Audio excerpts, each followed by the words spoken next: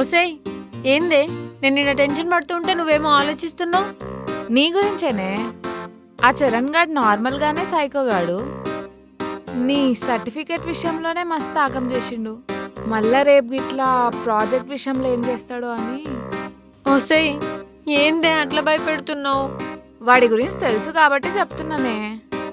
రేపు గిట్లా project submit చేయకపోతే ఏందో ఏమో నీ పరిస్థితి. తూ నా జీవితం. ఇప్పుడు ఏం చేసుడే? రేపు ఎట్లా తప్పించుకున్నాడు? ఐడియా.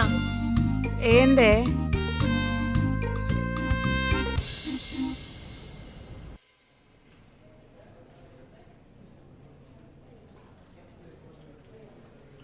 అందరూ మీ వర్క్ కంప్లీట్ చేశారా? యా. యా. సార్ నాకు మెయిల్ చేయండి. అండ్ సుబ్బు ఎక్కడ? ఇంకా రాలేదా?